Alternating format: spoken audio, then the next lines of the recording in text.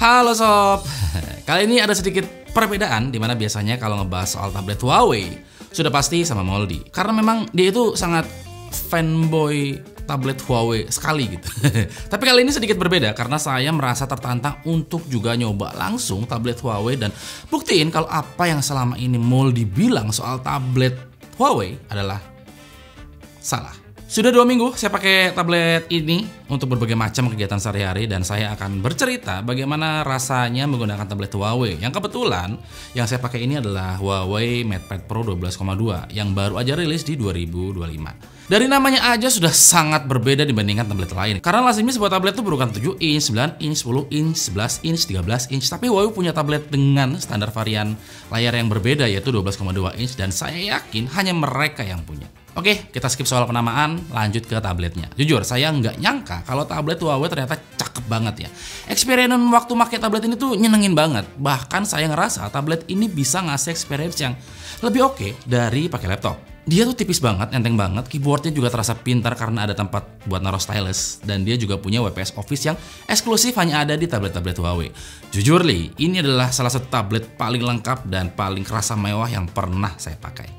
Feel waktu pegang tablet ini tuh mewah banget coy. Finishingnya juga bagus banget menurut saya. Kalau kalian perhatikan, mulai dari finishing bagian framenya sampai bagian back covernya, ini tuh terasa mahal banget gitu.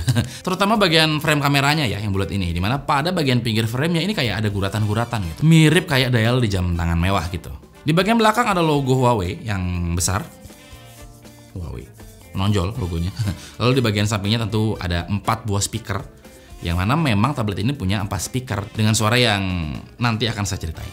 Dalam guide penjualan nggak cuman dapat tablet, kita juga akan dapetin sebuah keyboard dan sebuah stylus. Dan ini yang bikin tablet ini beda, karena biasanya tablet-tablet brand lain itu kalau ngejual tabletnya nggak termasuk aksesorisnya. Jadi kita harus keluar uang lagi untuk membeli aksesorisnya seperti keyboard atau pensil atau stylusnya. Tablet ini juga enteng, bahkan dia lebih enteng daripada kompetitornya. Saya bahkan mencoba menimbang si tablet plus stylus plus keyboard. Beratnya itu kurang dari 1 kg gitu. Ternyata jauh lebih enteng dibandingkan iPad Pro 11 dengan keyboard dan Apple Pencilnya. Saya suka banget sama desain dari keyboardnya karena kerasa fleksibel dan gampang buat dibuka tutup dengan satu tangan. Selain itu desainnya juga ergonomis banget. Dengan keyboard ini saya bisa dapat 3 jenis setup gitu. Pertama setup ala PC atau laptop atau disebut dengan PC form, di mana normalnya kita akan memposisikan keyboard dan tablet berdiri di meja. Kedua adalah keyboard ini bisa diperuntukkan untuk membuat posisi tablet jadi nyaman buat dipakai ngegambar. Dan ketiga sudah pasti sesuai dengan kodratnya sebagai sebuah tablet. Di keyboard ini terdapat sebuah kompartemen untuk naruh si stylus. Jadi pada saat dilipat stylusnya itu nggak ganggu gitu. Padahal stylus ini atau Huawei Pencil ini atau Huawei Pen ini banyak banget namanya.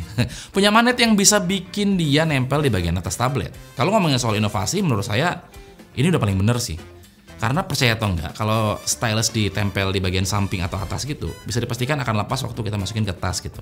Ini kejadian waktu saya masih pakai iPad ya. Si Apple Pencil tuh hilang gitu, nggak tahu kemana dan ketemu setelah beberapa bulan kemudian. Aneh banget dah. Puyeng pokoknya. Mana mahal lagi tuh belinya. Kalau kita lihat di brand lain, jarang ada yang punya. Bahkan iPad Pro 11 aja nggak punya fitur buat naruh tempat pensil seperti ini. Keyboard case tablet ini nempel pakai magnet yang surprisingly kuat banget magnetnya. Saya coba goyang-goyang, dia tuh nggak gampang copot gitu. Terus untuk keyboardnya juga enak. Selain karena tactile dan key travel distance-nya pas, dia juga punya trackpad yang cukup luas. Soal key travel dan trackpad juga saya penasaran, jadi saya bandingin sama keyboard dan trackpadnya di iPad Pro 11. Dan ternyata key travel distance-nya itu lebih tinggi, di mana tablet ini punya key travel distance 1,5 mm, sedangkan iPad Pro 11 ada di 1 mm aja, artinya keyboardnya itu lebih keras gitu. Terus trackpadnya juga lebih luas gitu. Gimana? Udah sangat-sangat laptop sekali kan? Dan yang keren, trackpadnya ini juga mendukung multi gesture ya. Swipe pakai 2 jari buat nge-scroll up dan down, terus swipe pakai 3 jari ke atas buat multitasking. Persis banget kayak laptop gitu. Terus keyboardnya ini terkoneksinya nggak pakai Bluetooth, dia pakai Neuralink. Koneksi wirelessnya punya Huawei yang super minim latensi. Respon keyboardnya juga instan ya, jadi pas kita ngetik tuh saat itu juga si huruf muncul di layar. Nggak kayak keyboard pihak ketiga yang biasanya ada latensi gitu, sepersekian detik baru tulisannya nongol di layar. Kalau tabletnya kita lepas dari keyboardnya, kita masih bisa ngetik dengan responsif. Ini yang bikin pakai tablet ini tuh asik sob. Bang, tapi warna putih kan gampang kotor bang. Santai bray. Keyboard tablet ini gampang banget buat dibersihin ya. Saya coba tumpahin kopi dan coret pakai pulpen. Tinggal saya lap, bersih deh. Pokoknya sudah sangat Irwan proof sekali lah ini keyboardnya. Saya tadi sempat mention kalau tablet ini bisa banget gantian laptop ya, dan tentu itu bukan tanpa alasan. Salah satu alasannya adalah di bagian software. Walaupun pada dasarnya tablet ini menggunakan Android, dia punya software PC level WPS Office. Dan yang ini eksklusif hanya ada di tablet-tablet Huawei. Buat ngerjain kerjaan Office, kita bisa pakai aplikasi ini. Kerjain file Word lengkap dengan toolbar dan custom margin, file Excel lengkap dengan custom chart, combo chart, bahkan bisa pivot table, bikin chart, bikin diagram, sampai file presentasi bisa dengan animasi yang lengkap juga bisa dibuat di WPS Office ini. Bahkan kita juga bisa bikin custom animation loh. Tablet ini bisa semua lah pokoknya. Persis kayak Microsoft Office di laptop. Yang kayak gini tuh nggak akan kalian temukan di tablet manapun. By the way, PC level WPS Office ini tuh udah free ya, nggak perlu berlangganan bulanan lagi. Nggak kayak iPad Pro 11 yang kalau mau install Microsoft Office kita harus bayar buat bisa pakai semua fungsi-fungsinya.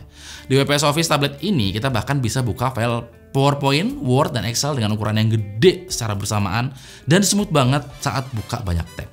Buat kalian yang suka kerja dengan dukungan aplikasi Google kayak Zoom atau Google Meeting, santai bos. Yang kayak gituan tuh bisa dilakuin di tablet ini. Bahkan kalau diperhatiin, kamera depannya malah lebih bagus daripada kebanyakan laptop. Kalau kalian sering pakai aplikasi Zoom atau buat online meeting begitu. Oh ya, saya lupa bahas soal layarnya. Tablet ini punya layar berukuran 12,2 inch berpanel AMOLED dengan finishing paper matte display. Jadi kalau kita raba, feel-nya itu kayak permukaan kertas gitu loh, nggak glossy dan nggak ninggalin sidik jari. Serta nggak bikin layar terlihat silau kalau membelakangi sumber cahaya. Artinya dia nggak reflektif. Resolusinya 2.8K dengan brightness sampai 2000 nits. Untuk refresh rate-nya dia ada di 144 Hz dan rasio layarnya ada di 3:2. Yang artinya memang tablet ini rasio layarnya berbeda dengan smartphone yang punya ruang kerja atau workspace yang lebih luas dibandingkan smartphone pada umumnya. Akurasi warna pada layarnya termasuk tinggi. Dia punya desain IP3 white color gamut, kontras rasionya sampai 2 juta banding 1. Terus skala akurasi warnanya sudah masuk ke level pro gitu. Dan punya kedalaman warna sampai 1 miliar warna. Layar ini juga udah saya coba bandingkan dengan layarnya punya iPad Pro 11 ya. Ukuran layarnya, luas bezelnya tipis karena screen to body rasionya ada di 92%. Kalau kita bandingin sama layar iPad Pro 11, tablet Huawei jauh lebih luas ya. Di beberapa kondisi termasuk di outdoor, memang terlihat layar dari Huawei MatePad Pro 12,2 inch ini terlihat lebih baik dibandingkan layar dari iPad Pro 11. Layar tablet terbaru dari Huawei ini juga udah punya sertifikasi SGS Low Fatigue 2.0 dan sertifikasi TUV Rainline. Sekelas iPad Pro 11 aja gak punya bro. Pada prakteknya layar tablet ini menurut saya memang bagus banget ya. Saya coba nonton video di YouTube, kelihatan banget sangat memanjakan mata. Cakep lah. Tajam, warnanya cerah, saturasinya tinggi karena pakai OLED. Tapi sayangnya layarnya belum support HDR. Karena pada saat saya coba nonton konten HDR di YouTube, opsi HDR-nya nggak muncul gitu. Itu aja sih yang saya sayangkan. Terus soal stylus atau yang mereka sebut sebagai Huawei M Pencil generasi ketiga, anjay. Kesan pertama saya waktu saya menggesekkan ujung pensil ini ke layar tablet ini, saya merasakan sensasi yang berbeza gitu. Seolah-olah seperti nulis di kertas gitu, kayak beneran kayak nulis di kertas gitu feel-nya. Nggak cuma ngasih stylusnya aja, Huawei juga ngasih aplikasi buat ngegambar secara gratis. Tapi ini bukan aplikasi gratis sembarangan loh. Aplikasi ini bernama GoPen. Nggak ada hubungannya sama Gojek, serius. Aplikasi ini dikembangin sendiri sama Huawei supaya tablet mereka punya kapabilitas kayak iPad dengan Procreate-nya. Bahkan secara fitur, GoPen ini sangat bisa bersaing dengan Procreate.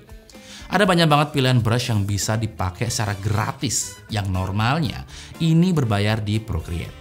Ada juga efek tekstur yang pilihannya itu banyak banget. Dan satu lagi, sudah support 8K Canvas. Jadi bisa gambar di area yang jauh lebih lega dan lebih besar. Satu lagi aplikasi yang manjain pengguna stylus adalah aplikasi Huawei Notes. Aplikasi ini beneran bisa dipakai buat coret-coretan.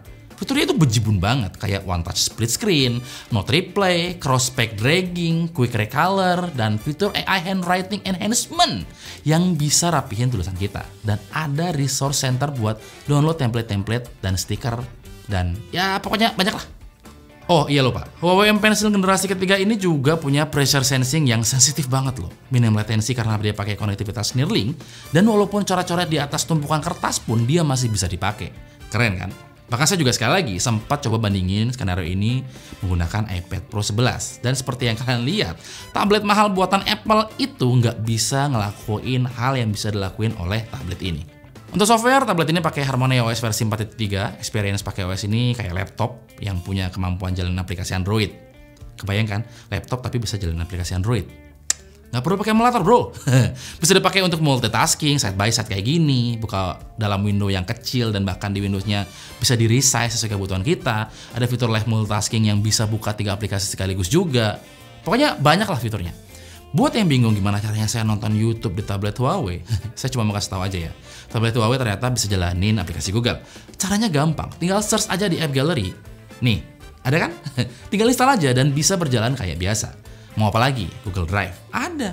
Google Search, Gmail, Zoom? Ada dong. Gmail ini juga ada, tinggal cari aja dan install. Gampang kan? Salah satu aplikasi Google yang selalu saya gunakan adalah Google Docs yang selalu saya pakai waktu nulis skrip. Dan misalnya nih, ya walaupun jarang terjadi ya, kalau misalnya kita nggak nemu aplikasi yang kita mau di App Gallery, misalnya Netflix gitu ya, tinggal install Gbox aja di App Gallery, terus install Netflix dari Gbox. Simple kan? Gampang banget gitu maksudnya. Nah, soal performa baterai tablet ini, baterainya itu gede banget, 10.000 mAh, lebih gede daripada iPad Pro 11. Jadi secara durability bisa dipastikan dia lebih tahan lama. Jadi, apakah tablet ini layak untuk dibeli? Jujur, saya nggak nemu alasan yang tepat untuk pada akhirnya memutuskan melabeli tablet ini sebagai tablet yang tidak layak beli. Karena selama saya pakai, sejauh ini kerasa nyaman-nyaman aja gitu. Kalau memang concern kalian dalam membeli tablet adalah fungsi dan kenyamanan, saya yakin nggak ada alasan untuk nggak beli tablet ini karena banyak banget hal yang bisa dilakuin atau kalian dapetin di tablet ini. Tapi nggak akan kalian dapetin di tablet yang lain. Buat kalian yang tertarik mau beli tablet ini, silakan. Tablet ini tersedia mulai tanggal 25 Juli. Harganya di Rp12.999.000. Gratisannya juga kagak kaleng-kaleng coy. Dapat Huawei Glide Keyboard, Huawei M Pencil 3rd Generation, Huawei FreeBuds 5, Huawei Bluetooth Mouse, dan Supercharge Charger. Buset. Ini Huawei mau jualan apa beramal ya? Royal bener.